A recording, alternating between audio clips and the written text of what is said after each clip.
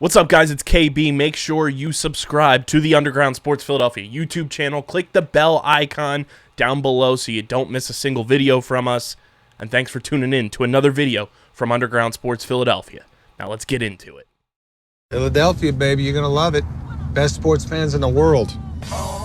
Actually, the worst, but that's what makes them the best. What is going on, OTB Nation? Welcome into episode number 269 of the allegedly award-nominated, honorably mentioned number 9 NCAA ranked, and of course viewable on YouTube, Outside the Box podcast, the official lacrosse podcast on the Underground Sports Philadelphia Podcast Network. It's KB, it's Deej. Deej, I think you're getting abducted by aliens right now. Why? There was some giant, like, Oh, sound that came on. I think the heat just kicked out of my house. That's all.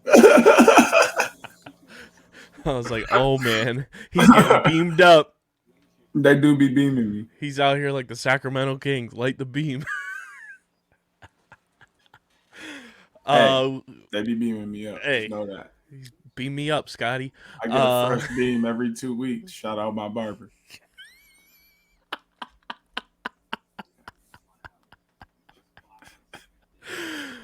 Unbelievable. We got a lot to dive into across the NLL. You know, we're inching closer and closer to the NLL playoffs, and things are still all types of whacked out in the standings. We got a small week of game action this week, only 5 games. We'll get into our picks. Some PLL free agency news, you know, some minor moves, and Deej will have his college rundown at the end of the show for the true blue sickos like you all are. Make sure you guys are following us at otblaxpod, Twitter, Instagram. Thank you guys for getting us to 1,500 followers finally on Twitter. Keep it pushing. You know, the more the merrier. Make sure you follow us. Follow Deej on Twitter at SCS_NextGreat. Follow me at KBIZZL311. Subscribe to the podcast feed, Apple Podcasts, Spotify, wherever you get your podcasts. We're there. Leave a 5-star rating and review. It really does go a long way for helping the show continue to grow. Helps us do more cool stuff. We got some. It is, like we mentioned last week, it's up to something season, as Pat McAfee would once say. And we are truly up to some things. So go subscribe to the podcast feed so we can continue being up to some things. And subscribe to the Underground Sports Philadelphia YouTube channel. YouTube.com/@Underground Sports Philadelphia. That's where you get full video episodes of OTB. You get live streams, original content, clips, interviews, all that good stuff. We're working on interview schedules for, I think we have about like 7 people, Deej, that are lined up, just figuring out dates that work out best. So go subscribe. We're at 426 subscribers on the YouTube channel, on that road to 500, on that road to 1K. Let's keep it pushing. Let's say that we got to get to 500 subscribers, Deej, before the NLL playoffs begin. I think that is very much attainable. Get us to 500 before the NLL playoffs, and we'll have something big planned. So go subscribe. So, about a month. You got about a month. I think that's very doable. Go subscribe. YouTube.com/@Underground Sports Philadelphia. And make sure you guys go get your merch. phiapparel.co is the website. It's the most effective and direct way to support everything we're doing. And there's no doubt in our minds that you'll stand out when you're going to your favorite NLL teams' home games, away games, PLL weekends, college games, or just hanging out watching lacrosse at the crib. Go to phiapparel.co. Get your official Outside the Box podcast hoodies, shirts. We're working on some merch as well to get up going into the spring and summer that you won't want to miss out on. phiapparel.co. Use code UNDERGROUND. You get 10% off any and all merch at phiapparel.co. What's poppin', Deej? It's a game day pod. The boys are back in business. We're traveling this week. We're traveling for the first 4 games of the year. That's just criminal. We don't play at home, not this upcoming Tuesday, but the following Tuesday is our first home game. So a lot of characters about to get built on these road games, and we're gonna see what we're really about. But this is the first one. I get to break out the new quarter zip, new swag, new team. They're rocking new jerseys. I'm excited, man. Today is gonna be. It's gonna be it, man. I got a feeling. I got a feeling. Ooh, ooh. All right, I'm done. I mean, you can keep going. We might get demonetized when we hit 1,000 subscribers because of how well you were hitting them notes. But You know I cannot sing. Stop it. Stop it. Can't even cap with me like that. Maybe if I was dropping a few bars, I would have been more inclined to keep going. Because that's half decent, but I cannot sing for anything. I do want to bring this up on this show too, just to keep the conversation going from one franchise of ours to another, and one former co-host of the Outside the Box podcast to the current. I was on Top Bins, not this week, last week with Dom, and somehow, some way, I think Dom put a poll out on his Twitter with the best rapper ever debate. Wanted to just pick your brain because it's been one of those things that's been swirling around lately for some reason. And I saw somebody give a great take about the whole Biggie Tupac, as they are typically known as like the greatest ever. I saw a great like devil's advocate for it. Wanted to get your take on that, and then wanted to get your take on who you think the best ever is. So the take on Biggie and Tupac is we regard them as the best rappers to ever live. And it's in a pocketed time frame because unfortunately their lives were cut short.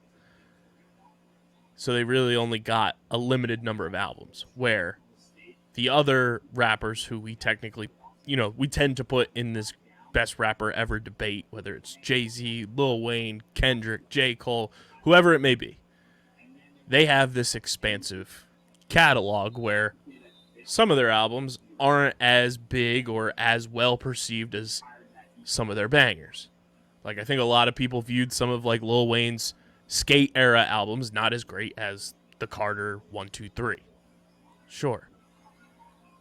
We never got that opportunity for Biggie and Tupac to have any of those. Who's to say? It's one of the biggest what if conundrums in the rap game of if Biggie and Tupac were to have lived longer. We could probably guess that, one or two of their albums wouldn't have been as great as some of the albums that we know from them. Your take on that? It's hard. I personally don't bring up Pac and Biggie when it comes to being the greatest, because like I feel how I feel about Michael Jordan. Like, it's not what they did per se, it's how people view them. Like, how people viewed Michael Jordan at the time of the NBA, and like him being an icon in the face is what made him what he was. Like, yeah, he was a good player, but like, he's a great player. Not taking anything away from his skill, but like Michael Jordan is Michael Jordan because of how people viewed him as this icon. Pac and Biggie are the same way. Like, people viewed them as these hip hop Mongols and like icons. It was more about their persona and them as a person than it was like their rap game. Not taking anything away from it. They both had rap game, but like when you look at, some of the guys, even I'm more of a battle rap guy personally. Like, if we really talking about like rap, like battle rap guys are putting words together. Like, that's what it comes down to, is how can you play with words differently than someone else? And that's really where it's at. But like, when you look at, mainstream rap in this case, it's like Lil Wayne, Eminem, Jay-Z. Like, those are like the first three names that come to mind. Like, I think Kendrick's like right there. Yeah, Kendrick and J. Cole aren't too far behind. I personally think Montana 300 from Chicago is pretty decent with his wordplay. Cash Kid out of Detroit is pretty good. Moneybag Yo is pretty decent with his wordplay as well. Meek isn't terrible. You know, like I'm very much a punchline guy. That's my thing. Like you got to come with punchlines. You got to make my face turn up. I gotta smell like I don't know. I gotta smell my dog take a shit inside. Like that's what my face should look like when your punchlines come through. It just make me turn it up all the way up. Like because Dom and I were both on the same page that the argument is there, and we both agree that Lil Wayne is that dude. Like he is the best for a number of reasons. Where one, he's still got people paying $600 to go to his concert, and right. he like no offense, but he like rubbish right now. Like, and like, look he hasn't put out like a brand new album in a couple long? years. Yeah. Carter 6 was like 2019, I believe, because I think I was a sophomore in college. I think it's 2019. So like, but you also look at the impact Lil Wayne has had on hip hop and everything. You don't have 75% of your rap and hip hop and R&B catalog that you have in 2023 without Lil Wayne. Drake's not as big and on the map immediately. He suck anyway. But I'm just saying, like, Drake is widely perceived as somebody who I just got canceled. That's what just happened. Well, folks, 269 episodes. It was great. We just canceled it with rap takes. Like, Nicki Minaj is not on the map without Lil Wayne. Tyga's not out there without Lil Wayne. Hey, before we go any further, down south, women rappers are where it's at. Oh, I keep running into them on TikTok out of Houston, New Orleans, even shout out Flage. But hey, she can rap too. Down south, they down there spitting wordplay. We don't want none of that. And I mean, they can even talk sexually in a way that's wordplay, and it just sounds okay. Like that's what I mean when I say can she rap. I'm not like dissing them when I say can she rap. Like anybody can really rap. All you gotta do is catch the beat and put some words together. But how do you put the words together and how do you catch the beat? Them Houston female rappers, they hard. And like Lil Wayne's been doing it since he was 11 years old. And he's still as popular as ever. Has hit so many demographics of just fandom, whether it's, his OG New Orleans roots to going mainstream and hitting everywhere globally to then getting into the skateboard world and hitting that demographic. Like Lil Wayne is just like, he transcends almost everything. I think he started with the skateboard demographic, honestly. I think that was his main audience when he started rapping. And then it spread from there. He's been skating for a while. I think the skateboard stuff really like took off. It took off the most when he dropped Truck Fit. That's when it like took off the most. Well, that, and then I think it was like the album with like Prom Queen. Oh, what album is that? I know exactly what album that is too. I'm upset. I don't know it off the tip of my tongue right now. That's really upsetting because I know what it is. It's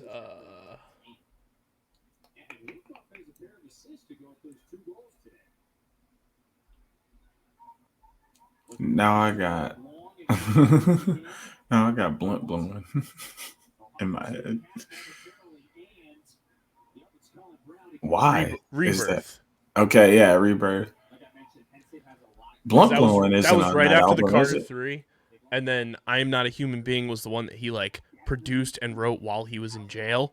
Mm-hmm. Those two were like, I think the ones that like hit the skateboard culture and like that faction of his fandom the hardest, because Rebirth is like a grunge hip hop type album because there's a lot of like rock elements to it, and then I'm Not a Human Being was like everyone flocked to that because it's like, yo, Lil Wayne just produced an album while he's in jail. Like people were like, that's like earth-shattering at the time. Like in 2010, that was like the coolest fucking thing somebody ever did. What a time. Like, I was a sophomore in high school when that happened, and everyone was like, yo, he's a fucking GOAT. He I just know. produced an album while he was in prison. It's insane. Like, it's insane. We get it. But, like, fuck.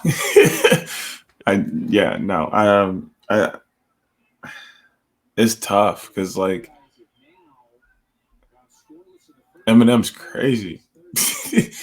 Eminem's crazy. And he, like, wrote Valium about his mom. He wrote Kim about Kim. Like, he's wrote stuff about himself called Marshall. Like, bro doesn't care. The only person safe. If you've never watched Haley. If you've never watched the Behind the Music with Lil Wayne, that motherfucker invented fucking bling bling. Facts. It's just crazy. Like, the only person safe from Eminem is Haley. It's unreal. But yeah, everybody else can get that smoke, including himself. It's so crazy. Put in the YouTube comment section who you think the greatest rapper is. Hey, it's gonna be a lot of Eminems. It's gonna be a lot of different answers, I think. Somebody gonna throw Uzi out there, and we gonna throw a party because Uzi, that guy. I love Uzi. I ever tell you I clapped up Uzi at Made in America? Bro, let's just get on with the pod. I have the video. Nah, bro, let's just get on with the pod before you make me upset. He jumped off stage and just started. Bro, let's just get on with the pod. But last bit here. You know that viral video of him jumping over the trash can? That was at Made in America. He proceeded to, after that, climb up on this, like, VIP type section where, like, it was like the handicap section at Made in America. He went up there and started rapping up there with the people in the handicap section. It was fucking lit. Man, bro. He's that dude. This just solidifies me to call Beyonce and get her to fly me out for her birthday weekend. And we need to somehow swindle Philadelphia into being that weekend for PLL. Well, let's just move the whole season up.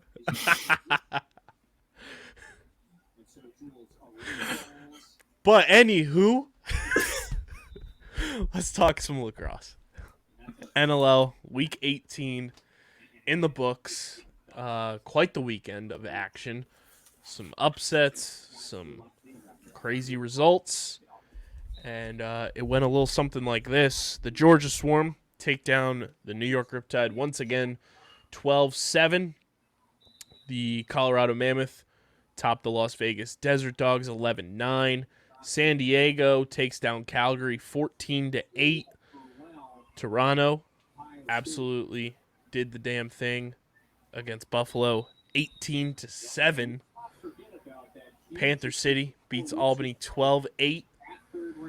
Saskatchewan in overtime survives an upset against Vancouver 12-11. Georgia absolutely embarrasses the Halifax Thunderbirds 17-7, and Georgia is right back in the thick of the postseason race. 2-0 weekend. They are now 6-1 in their last 7. And then on Fan Appreciation Night, the final home game at the Wells Fargo Center for this season. In overtime, Joey Rez shuts the door on the Rochester Nighthawks as the Wings win 14-13 and keep their postseason hopes alive. Deej, what stood out to you this past week in NLL action? It's starting to get to that time. March to May is real, and people are playing like it. It's getting tough. It's getting hard. People are playing harder. There were 3 overtime games this weekend out of 8. 2. Okay, close enough. Math is hard, but that's a lot. We hardly ever see 2 overtime games in 1 week. But there were also a number of games that were a lot closer than we're used to seeing as well. A lot of one and two goal games this weekend. And I mean, honestly, this year we've seen a lot of 3, 4, 5 goal wins by teams, or a lot of blowouts, like we saw with Georgia and Halifax, which I'll get to in a second. And Toronto and Buffalo. Yeah, Toronto and Buffalo as well, just about the same score, which I'll also get to in a second. But the rest of them were extremely close, and it just shows that, like, one, the parity in the league with Georgia going 2-0 and getting back into literally the thick of the hunt. Like, they win one more game, we're talking about them probably being in the playoffs. But also just, everyone else just playing really good, solid lacrosse, trying to make a push for the playoffs or sharpen their skills to get ready to make a playoff push. Are we diving right into? I'm about to dive in. The disappointment of that Orange team. Which one? Well, which one? Well, not that we picked one of them. We picked Toronto to beat Buffalo, so they came through. Right. I do want to say we kind of slept on San Diego a little bit. Not that Calgary is bad, but we did kind of sleep on the Super Seals. I think we were just riding the high. We were riding the wagon. Absolutely. I'm just trying to think. Are they even? Or I'm getting a feeling that San Diego has beat them more. San Diego won the season series 2-1. Whoa, what about last year? Too. I forget. That's what I was thinking, just like in general. Ever since the trade, I think San Diego's done very well. Yeah, San Diego's 11-3, Calgary's 10-5 now. So San Diego, a little bit of breathing room for the top seed in the West. Yeah. Halifax absolutely shit the bed.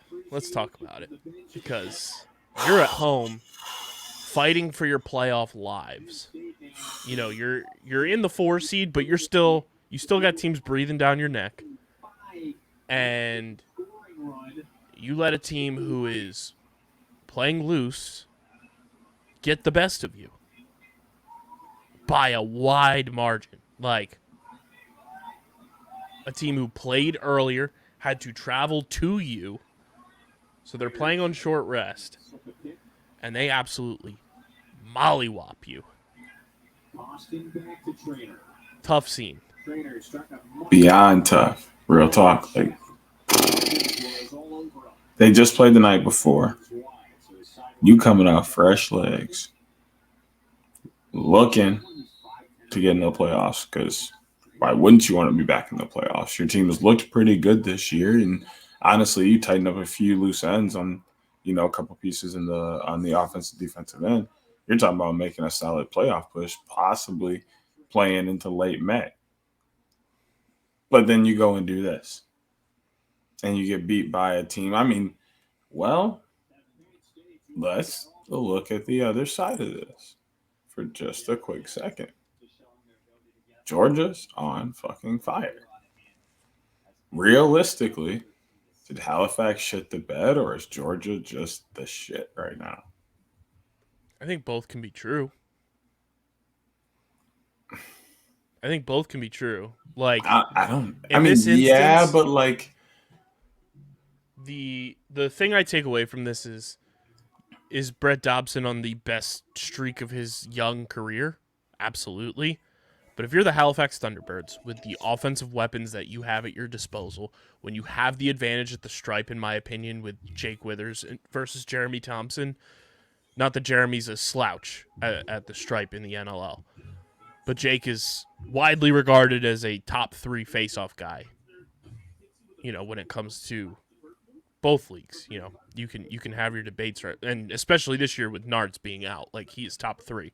It's Trevor, Jake, and TD.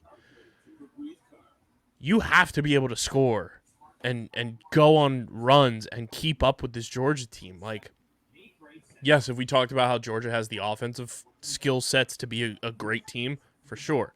Has their defense been lacking because they're super young and they're beatable? Absolutely. It's just, I think that's an embarrassing performance by the Halifax Thunderbirds at home, nonetheless. I just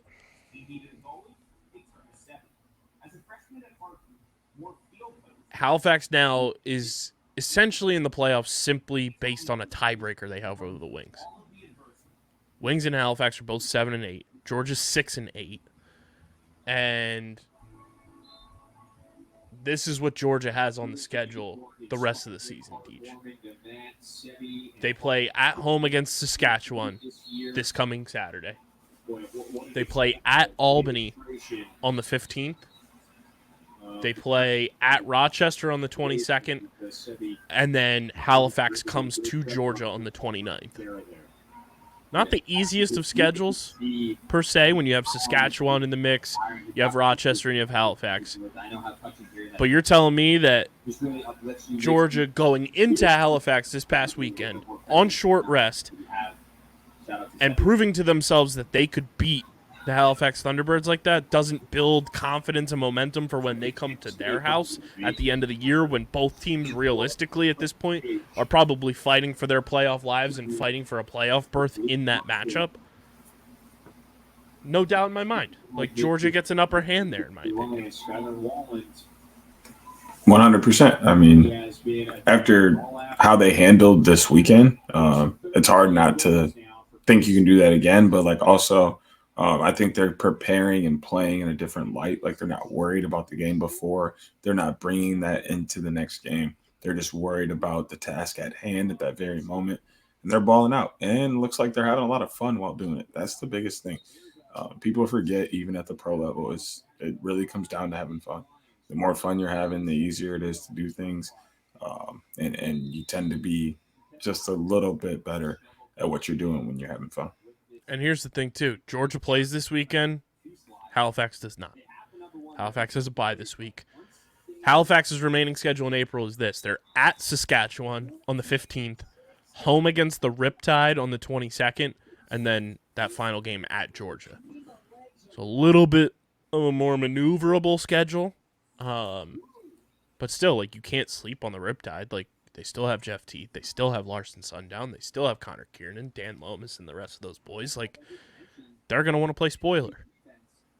So Halifax kind of screwed themselves by, one, allowing Georgia back into the postseason picture, and two, they now have a game in hand over them going into that final game of the season.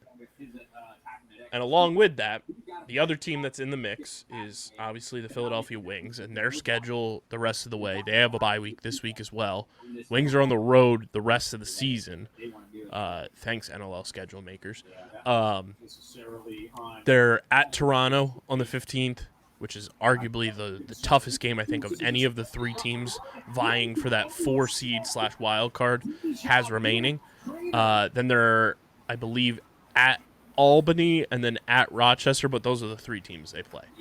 So, I mean, there's a lot riding for that 4 seed in the East and that wild card spot, because if you look at the West, who could also still, have claim to that wild card spot, Colorado's 7-7, Saskatchewan 6-8. They're still both widely in the mix for that wild card spot. There's like 5 teams alive, and I mean, the Desert Dogs are clinging on for dear life at 5-9. But realistically, there's 5 teams right now vying for 2 playoff spots in essence. So it's going to be a wild run down the stretch, and the Georgia Swarm just turned the entire stretch run of the regular season on its head. Hey, listen, I'm excited though. It's interesting, kind of the way it all flipped back around. Like, you look at the beginning of the year, the top 3 seeds in the East looked like they were going to run away by far, and we would just be left with scraps on this side of the league, and the league seemed to take that personal, no pun intended, with all the trash talk that's been going around this year. They really took that personal, though, in terms of wanting to go out and prove something, So they showed up and they played hard, and look at where they are now, But the point is to definitely, look at the parity in the league and see that really anybody can beat anybody, and it's not over until May actually gets here and a champion's crown. Yeah, so half the league's postseason tickets have been punched. Toronto and Buffalo are both in the East. Rochester would have been in had they beaten Philly last Sunday, but they are still waiting to clinch their postseason spot as far as I know. And then in the West, San Diego and Calgary are both in. This is what the standings look like, though, Deej, after Week 18. Toronto, the 1 seed in the East, as of right now, at 12-4. Buffalo at 11-4, the 2 seed. Rochester 9-6 in the 3 seed. By virtue of the head-to-head tiebreaker, the Halifax Thunderbirds are in 4th at 7-8. The Philadelphia Wings are at 7-8 in 5th place in the East, which would leave them out of the playoffs as of right now, simply because Colorado has a 500 record. The Georgia Swarm at 6-8, the Riptide at 4-11, and the Firewolves at 2-12. And then in the West, it's San Diego at 11-3, Calgary at 10-5, Panther City at 9-6, Colorado at 7-7, Saskatchewan at 6-8, Vegas at 5-9, and Vancouver at 4-11. It's gonna be a wild stretch run, to say the least. Looking forward to it all. That brings us to your state of the fandom, Deej, as the postseason is, getting closer. You said your team have to make a statement and make the postseason this year. It's brought to you by our friends at Tomahawk Shades, the best small batch eyewear in the game. Sun's out. It's been beautiful here in Jersey. I don't know what it's been like in Michigan, Deej, but I know you've been outside coaching, rocking your Tomahawk Shades. I've been wearing my blue light glasses to take this strain off my eyes while I'm staring at these screens all day. You guys should be doing the same thing. Tomahawk Shades, it's part owned by Kyle Harrison, Chris Hogan. Ever heard of them? And they are just revolutionizing the sunglasses and blue light glasses game. They also have prescription lenses available now. So you guys can go to tomahawkshades.com, check out everything they have to offer. And when you go to checkout, use our promo code USP for 25% off at checkout. That's tomahawkshades.com, promo code USP, 25% off of an affordable product already at a fraction of the price of the big sunglass companies that are price gouging you out the wazoo. Tomahawk Shades is here to help. They're comfortable, they're stylish, and like D just said multiple times, he's got sunglasses for coaching, for driving to work, for just going out on the town. He's got different pairs because they're that affordable. Plus, he gets 25% off with promo code USP. Deej, what's the state of the fandom looking like as the postseason picture still trying to take shape with so many teams in the mix? Nothing has really changed so far. People are still hovering around trying to get in the playoffs. But I did say they had to make the playoffs. So that's pretty much we're in a standstill, almost waiting on who's going to make the playoffs and who isn't. But as teams start to bow out due to their record, then I'll start to actually really think about it. So we'll see how things take shape as we head into the final teens week of the 2022-2023 season. Week 19 on deck. And it's a short one. Nice little Saturday-only slate. This is what the schedule looks like going into Week 19. We've got Albany at Rochester at 7 o'clock on Saturday. Saskatchewan at Georgia at 7 o'clock on Saturday. 8 o'clock on Saturday, we've got Panther City at Calgary. 9 o'clock on Saturday, Vancouver at Colorado.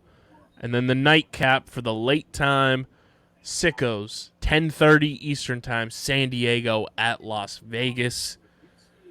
Deej, what matchups are standing out to you in Week 19? What's the must-watch game of the week for you? There's a lot of playoff implications in some of these matchups too. That's the biggest thing.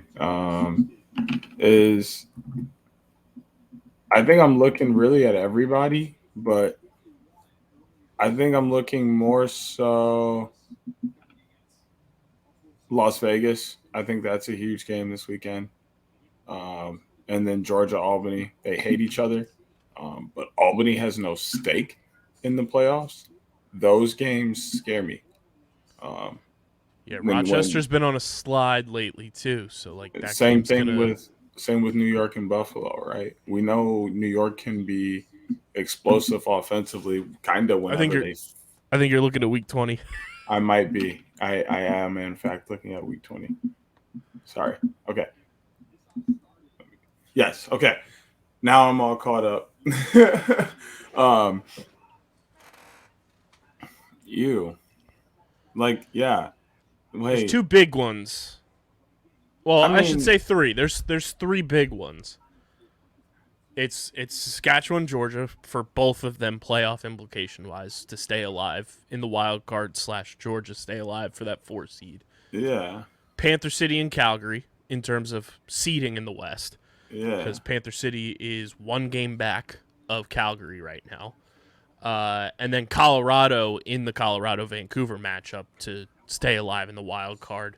Try to hope that Calgary pulls the win out over Panther City so that they can kind of hopefully climb up and try to get into that 3 seed and avoid the wild card. Those are the 3 things that stand out to me. San Diego at Vegas it's a fun, frisky matchup. It's Vegas fighting for their playoff lives, so you don't know if they're going to be playing tight, if they're going to be playing loose, what that's going to be like. And then Albany-Rochester is like, you just if you're a Rochester Nighthawks fan, you're just hoping that the skid that they're on kind of ends. And that you get the perfect get right matchup in a team in Albany that is all but saying, hey, we're tanking for Dyson Williams, so let's just they're just waiting for the season to end. Yeah, that's kind of what it seems like, because they're putting in effort but not enough. Yeah. I mean, I'm with whatever. I'm not huge on them. Not something I like to see, but not something I have to put up with either. So that's okay. The only other thing that really gets out at me is the Vancouver Colorado game. I don't know. Vancouver not having much of a stake is bothersome. Yeah. I can't quite put my finger on why, because I think Colorado has more than enough to take care of that on all sides of the ball. But we've seen them in the past kind of be in that situation and fumble the bag a little bit. Yeah, you're right. Saskatchewan, Georgia is effectively a playoff game, which Absolutely. is fun. That is a head-to-head tiebreaker for a potential wild card spot. So that's fun. Panther City, Calgary is standings in the West. If Panther City pulls a quote-unquote upset there, that shakes the West up quite a bit. Oh, yeah. Those are the 2 games that I'm very excited for, that I will 100% be tuned into after getting home from our live tailgate podcast happening at the Jetro lot in South Philly. If you're in the area going to the Phillies game, come on out. Live podcast going down. You don't want to miss it.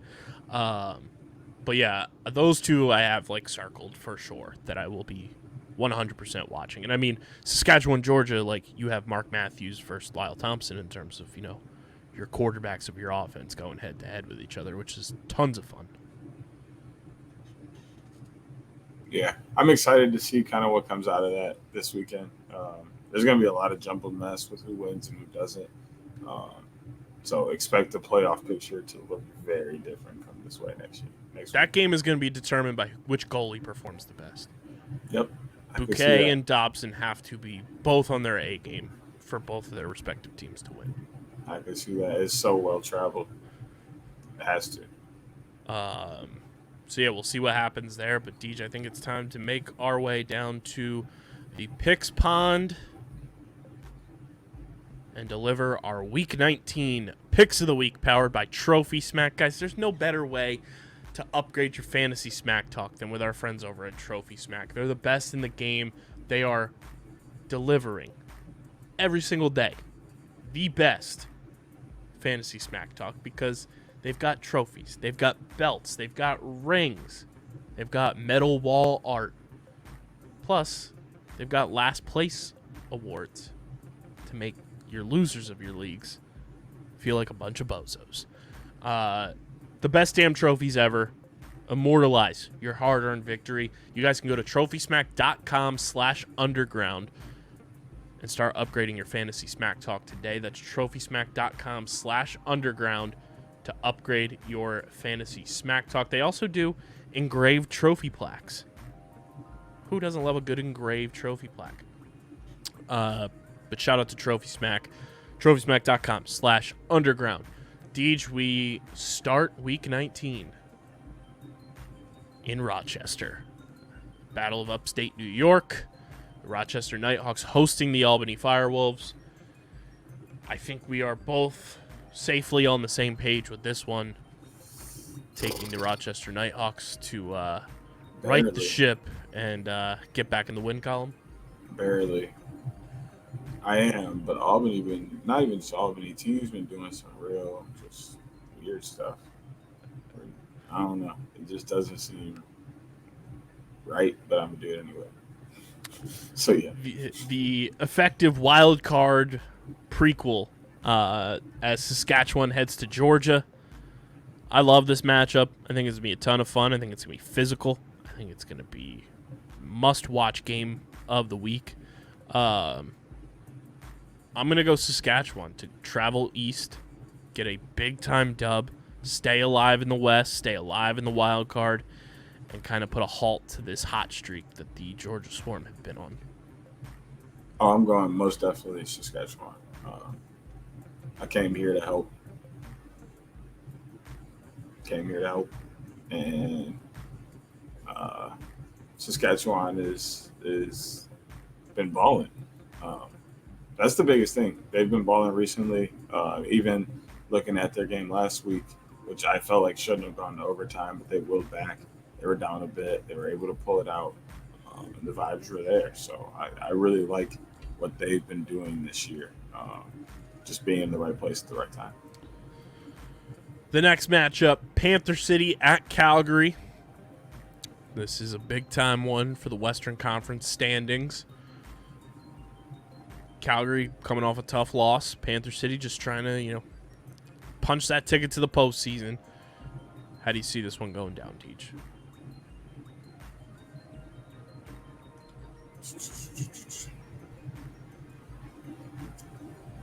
Calgary, because they're at home. That's my only explanation behind that. I'm with you. I think Calgary just has a little bit more firepower. I think they have, not that Dan Mute is bad. I think Christian Del Bianco's having a phenomenal season this year.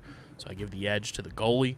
And when you have Zach Currier on your team, it's pretty tough to pick against you. So I'm going to go with Calgary in what I think is going to be a frisky, back and forth type game. And this is one of those games that it wouldn't shock me if either team ends up winning. But I'm going to ride with Calgary as well. Moving to 9 o'clock, Vancouver at Colorado. This one scares me. You guys already know I'm part of Mammoth Nation, have been since day one. This game is scary. This is that typical game that the Colorado Mammoth need to win, and they make it very difficult on themselves for whatever reason. I'm going to ride with the Mammoth, but I feel like this game, for whatever reason, is going to be super close.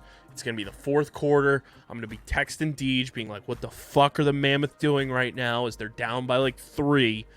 And then somehow, some way, Ryan Lee and Zed Williams are going to right the wrongs, go out and ball out. We're going to tweet our Zed Williams thumbs up photo at the Mammoth, and the Mammoth will win a close game against the Vancouver Warriors. Good luck, weather permitting. I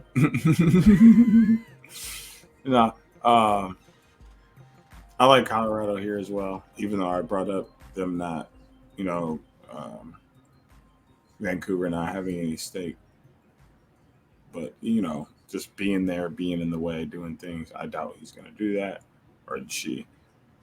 I assume they're just going to hit the loop and go about their business. So it was nice to see Coach here and get a chance to talk to him and all that jazz. But I think Colorado's going to have to take the bid on this one because there's no way Kev did it. Final game of the weekend, 10:30 Eastern Time, San Diego at Las Vegas.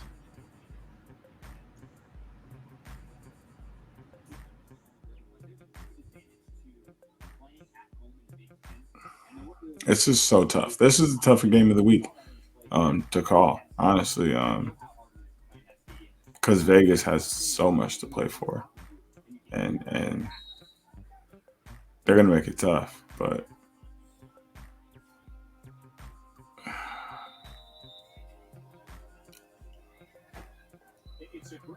essentially, they have to win to keep any sort of playoff hope alive.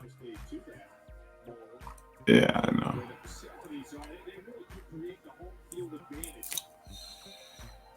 I'm going to San Diego. Taking San Diego as well.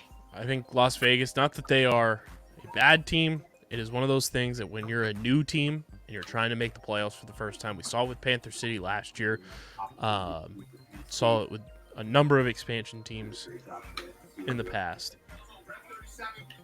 Teams typically tend to play tight when a lot is on the line. And I've seen it with the Wings a ton. I just think that San Diego has the experience factor to go to Vegas, handle the job, get the job done, and kind of keep a firm grasp on that number one seed in the West. So we're on the same page this week, Deej. That's either really good or really bad as we head into a holiday weekend. I mean, I got the room. I got the room for this. So we both have Rochester, Saskatchewan, Calgary, Colorado, and San Diego, which probably means Albany, Georgia, Panther City, Vancouver, and Las Vegas will all win because that's just our luck whenever we're on the same page. Or we'll have your first perfect week and my second, or just complete chaos because that's what the NLL has been recently. It's just been pure chaos. But those are our Week 19 NLL Picks of the Week brought to you by our friends over at Trophy Smack. Deej, PLL free agency is still rocking and rolling, so we'll go from the turf to the field. We were scrolling the transaction wire before the show. Some minor moves that kind of maybe flew under the radar that maybe you missed for your favorite team. Frankie Libetti re-signed through 2024 with the Archers. And then also signing with the Archers, our guy, Reese Eddy, back with the Archers through 2023. And I forget if we mentioned this when it happened, but Matt McMahon officially back with the Archers as well through 2023, so that defense will be fully intact, we hope, this coming summer with Matt McMahon in the middle, obviously Graham Hossack, and then Warren Jeffrey healthy will be a big boost for that defense as well. Also, some other signings that went down since the last time we recorded. Max Adler and Jerry Raganese both re-signed with Chaos through 2023. Chase Frazier's deal with Chaos official through 2023. Jared Newman's deal official through 2024. Ryan Smith, I forget if we brought that up as well. He signed through 2023. Ian McKay's deal is now official through 2023. And then moving to the Chrome, they signed Ryan McNulty and Alexander Smith through 2024. Patrick Harbison announced his retirement earlier this week. So congrats to P. Harb on a fantastic career. Rocked out with the Redwoods for pretty much all of his PLL career. Any thoughts on P. Harb's 9-year career, Deej? I mean, he put in work, worked hard all the time, was there, did his thing, laid groundwork for many guys to come behind him, and that's the biggest thing. We know within our culture how much it means to be just a professional athlete, let alone in lacrosse. That takes it to a new level. So other than that, I mean, he was gritty, played tough, played hard, and you know, he wanted you to be about your business. So if he asked you to do something, he was expecting you to do it. And, you know, it better be done the next time he came around. He was that kind of guy. So I think that translated well onto the field as well. So he'll be missed, but life goes on. I'm going to bring up these two signings, and then this just like, it's one of those things. You know how people always talk about like the age gaps of college quarterbacks versus the quarterbacks that are playing in the NFL already, and any position really. The Redwoods also re-signed Anthony DeMeo and Chris Merle through 2024 and 2023, respectfully. This feels so weird. I'm looking at this here because they're listed right next to each other, Deej. Jack Kelly has been professionally playing lacrosse for 7 years and is 28 years old. Anthony DeMeo will be heading into year 2 of his pro career, and he is 26 years old. That shit always throws me off. Because that's like, everyone was talking about it during the college football national championship with Stetson Bennett and everything and his age. And it's like, yeah, Lamar Jackson's like 6 months younger than him and has been in the NFL since 2018. Yeah, I 100% agree. It's that same kind of, outlook, and once again, gatekeeping, but do I really want to get into that right now? No. Free agency has been awesome and everything that we have wanted it to be. In the future, it's not sanitary. But cleansing that palate is important before you go and stick your fun dip in another dip. I have no idea what you just said. I don't even know if I know what I just said. I was comparing ages of players, and you went into cleansing the palate of free agency.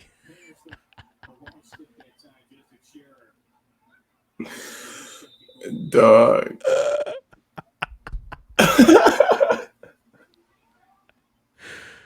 And you brought up gatekeeping. You said that. I was like, what does gatekeeping have anything to do with players' ages? I was just saying Anthony DeMeo's pretty old to only be 2 years pro.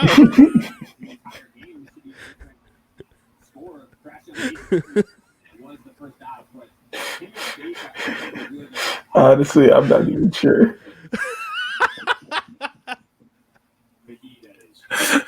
If we're being honest, but no, you are 100% right. But I mean, that's the weird thing with college and having to be like 4 years, in college. Guys, it's also the COVID year stuff too. Yeah, COVID years, like it's gonna be weird with ages and stuff. But he's still a young guy, if you ask me.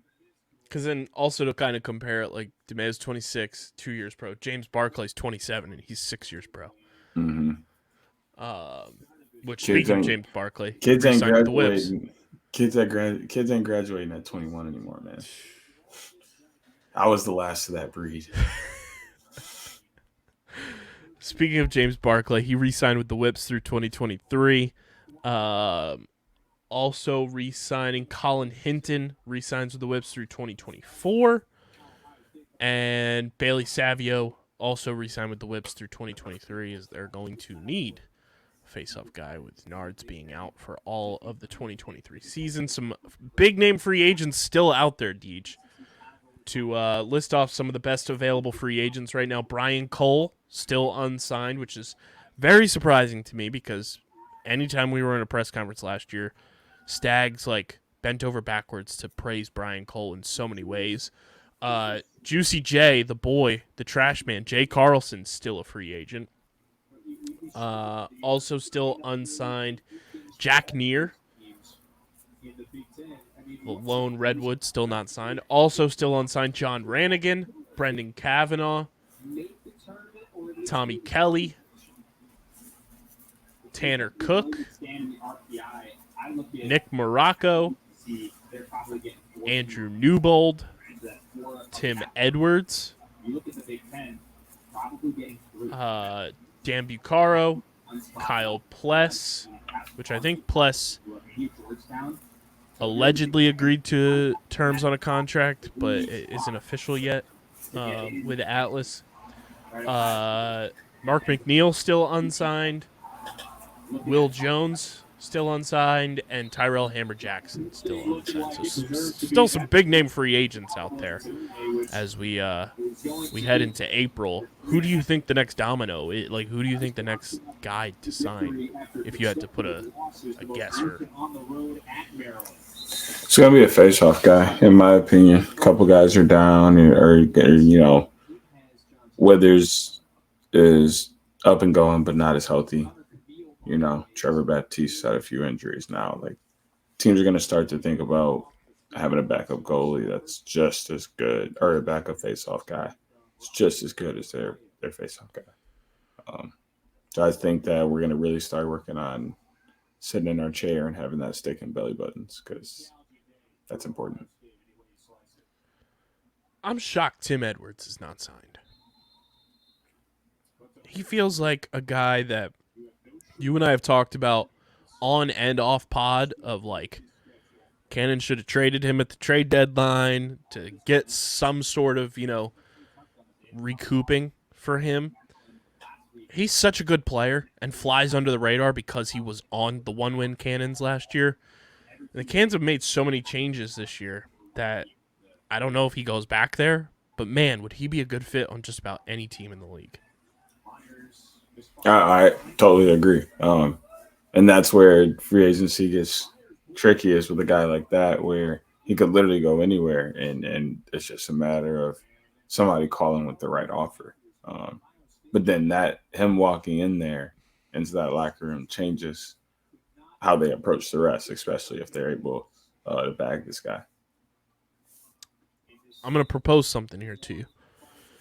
With Tim Edwards, with Patrick Harbison retiring, Jack Neer still unsigned, would you sign Tim Edwards over Jack Neer to the Redwoods?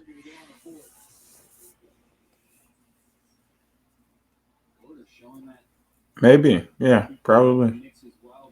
I think I would too. And that's no slight at Jack. I just think I think Tim fits like this new look of the Redwoods and what they want to do, and fits that style of defensive midfield that they want to kind of put out there. Also kind of feels like Nat's waiting for the draft to address the short stick D midi position. But I would 100% take Tim Edwards on the Redwoods. I think he's a super solid fit for that team. I also think, like, as annoying as it would be, he would fit on the Whipsnakes pretty well too.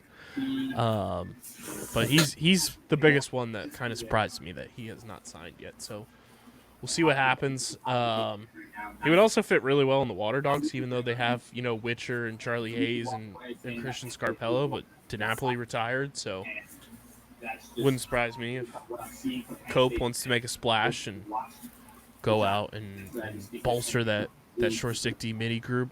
Also fits with the Archers pretty well as they continue to, kind of change the mold of what their team is. But we'll see what happens with PLL free agency as it continues to roll along. And before we know it, the PLL draft is going to be here, Deech. I know, and I'm so excited for it, and to try and guess who's going to go first, and every other number after that. Hopefully going to have a big-time PLL draft extravaganza for the people, so stay tuned for that.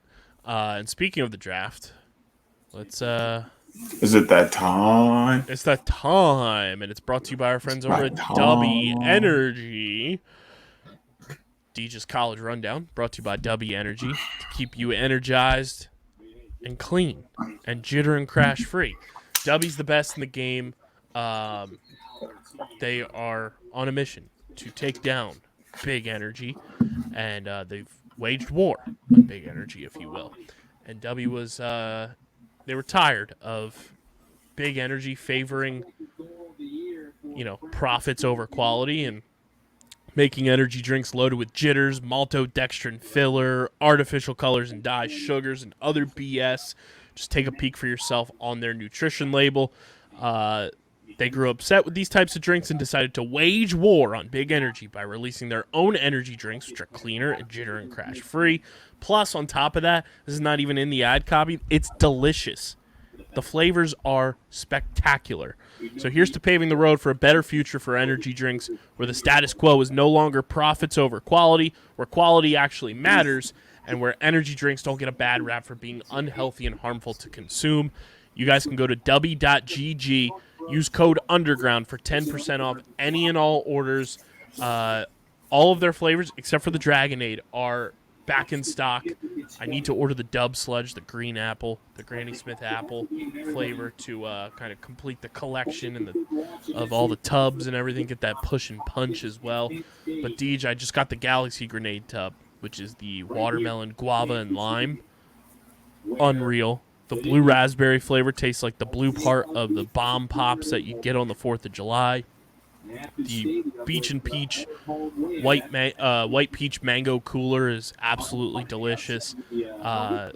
Their flavors are unmatched. So go to w.gg, use code UNDERGROUND for 10% off any order from our friends at Dubby. Deej, break down the week that was in college lacrosse and get us set for the week that is. Utah starting off a Big East play, beating Air Force. Now that we're getting into conference play, things are going to get fun, right? Mercer 15-12 over Bellarmine. Detroit Mercy opening up their season with a 14-8 win. Shout out to Michigan lacrosse. Like, lacrosse teams for Michigan sweeping the weekend is awesome. Proving that we know what we're doing up here, right? Jacksonville squeezing out a 14-12 win over Cleveland State is huge for them.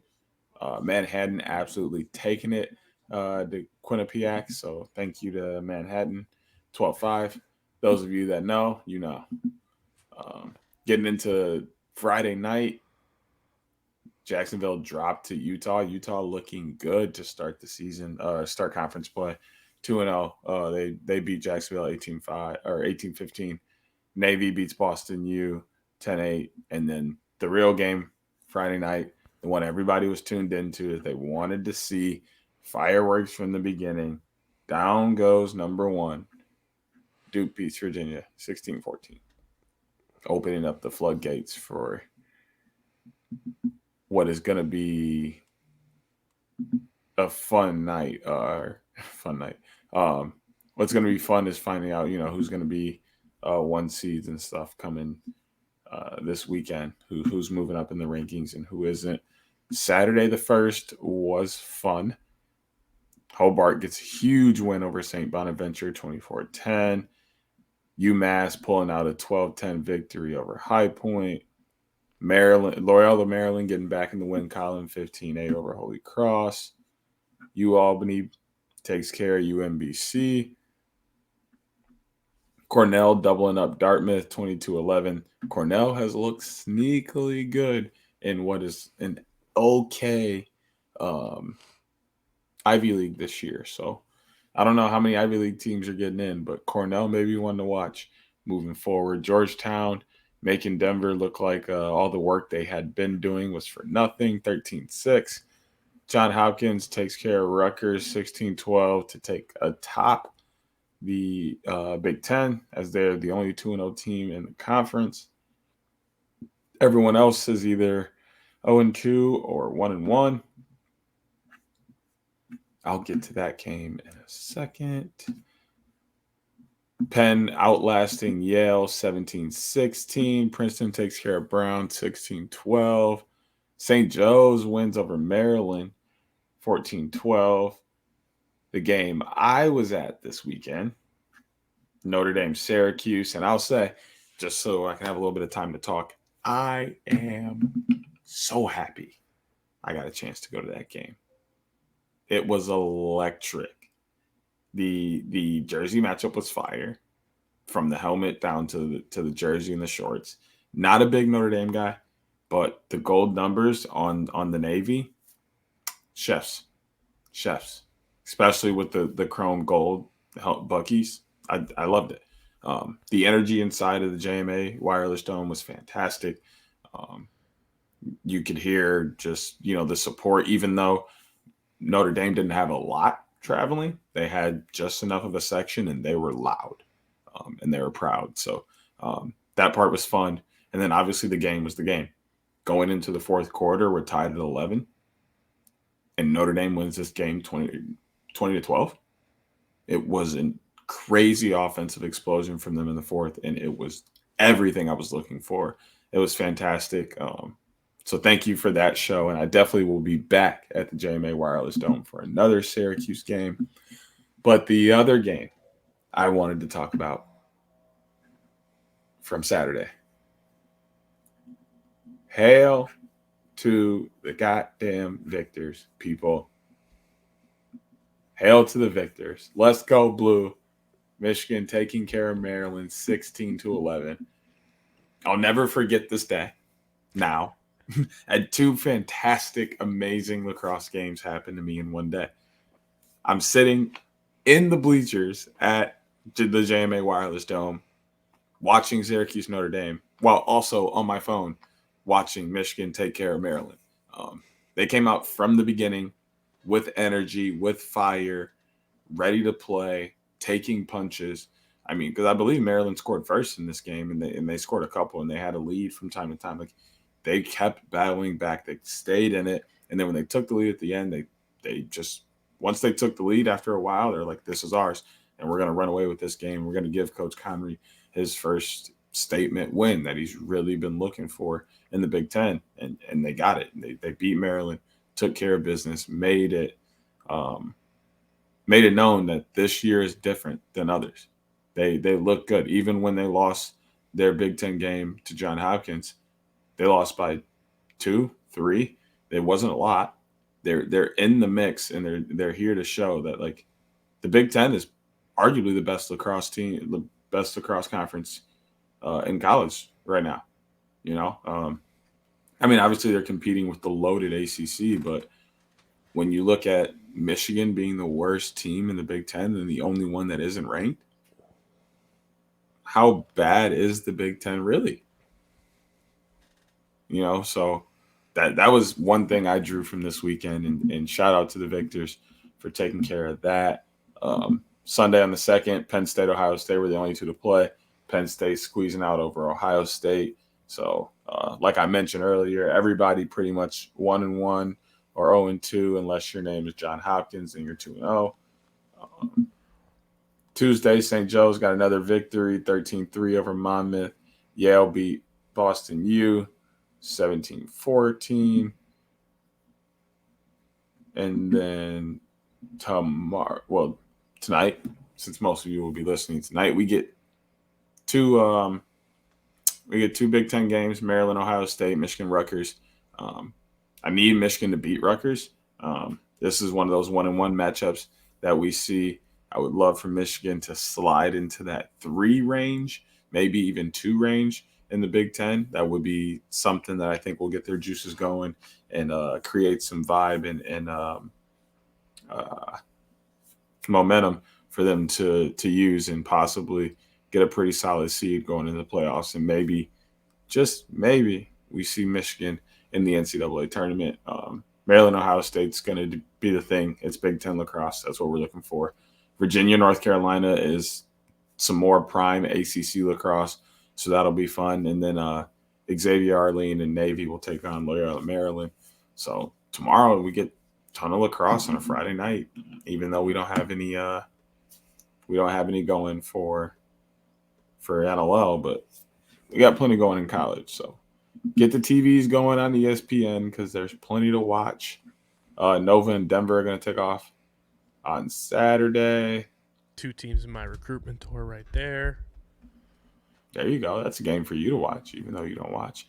Penn and Brown. Well, it's on Saturday. I won't even be home. Yeah, that's fair. Cornell and Harvard. Hobart and High Point will be fun. Duke, Notre Dame will be fun. Hopkins and Penn State. Penn State's 1-1. Hopkins is 2-0, so they're going to look to continue to stay up top and not mix in with all of the losses in the Big Ten. Syracuse and Princeton, excuse me. Dartmouth and Yale as well. Nothing on Sunday, nothing on Monday. Tuesday, Marquette and Cornell. That might be a decent game. Marquette's gotten a few little W's that people didn't think that they should have gotten. So I wonder how Cornell is going to respond to that. That sounds like a 2 versus 15 March Madness match. It absolutely does. Lindenwood and Utah would another one of those matchups, but that one might also be decent as well. Detroit Mercy and Jacksonville is going to be fun, just because of the way that they play, the two of them. So that wraps it up for this week. Just know, hail to the victors. We will keep you guys updated on the recruitment tour as the season continues to roll along. But comment on YouTube if you think your school of choice should be in the recruitment tour. We're going to compile the list, and it's one of those things that, we'll take into the summer and then full send next year. We compile the list and see how the recruitment tour truly takes off. But this is just the baby steps for my college team of choice. But Deej, any final thoughts as we head into another week of NLL action? Obviously, if you guys are in the Philadelphia area, if you're Phillies fans, going down for opening weekend, Saturday, April 8th, Jetro Lot, Ring It, our live tailgate podcast is going down. 1 p.m. the podcast starts. We're going to be there earlier than 1 p.m. just tailgating. Kenwood beer aplenty will be had at the tailgate. PHI Apparel Company, shout out to them for being part of it as well. And also shout out to one of our new network sponsors, Wasted Wedge. Want you to think shot ski, but make it a golf club. They are also going to have product down there. It's going to be a ton of fun. I can't wait. It's one of those things that, like, the Pandy Wandy happened, and it was like, are we ever going to have a live event? And this is our very first live event in Philadelphia as a company, so it's very, very exciting. Can't wait for it to go down. The lots are going to be crazy. We're going to the game after, so if you're going to be in the Philadelphia area or going to the Phillies game on April 8th, hit us up. Come to the Jetro Lot. Come say what's up at the game, and let's have ourselves a fun-ass weekend in South Philly. DJ, any final thoughts? It's game day, so good luck to me and the boys. KU Lacrosse going to look to go out. Oh, yeah, I broadcast my first game. The thing. Yeah, you did. I was saving this for the pod. How was it? It was a ton of fun. The boys are going to have they're growing pains, but it's one of those things that it was nice to finally see the semblance of Vineland High School lacrosse, emphasis on the lacrosse. The lacrosse was back with the program. The past couple years, it has felt like the lacrosse program had been used as kind of a glorified spring football conditioning.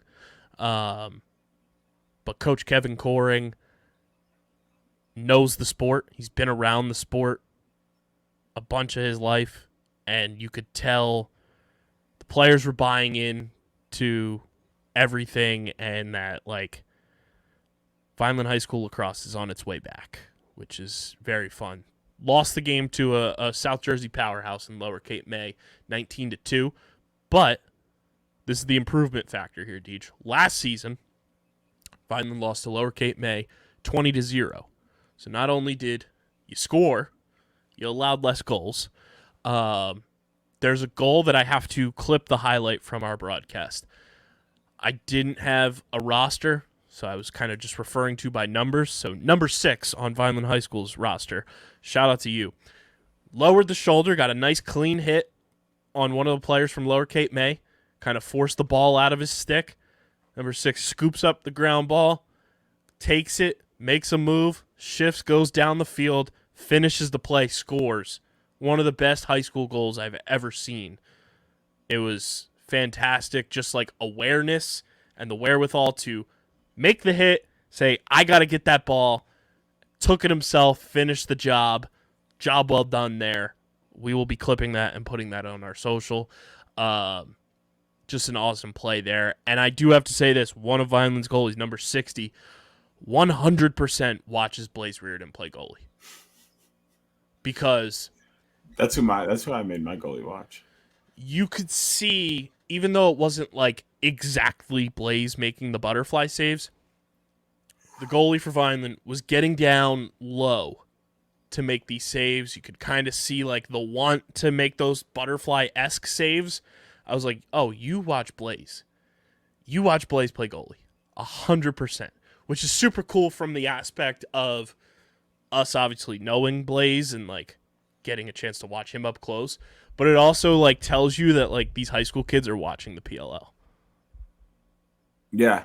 No, definitely. These high school kids are watching the PLL. They are. Which is super cool. I see my kids doing stuff the PLL guys do, and I'm like, first off, buddy, you need to learn how to pass and catch. And then and then we can start trying to do all that. But for now, you need to hit the wall 25 right, 25 left, and then come talk to me. Also, shout out to the lone senior on Lower Cape May, Taj Turner, phenomenal name. Kid's a ball player. He's definitely got the skill to play at the college level.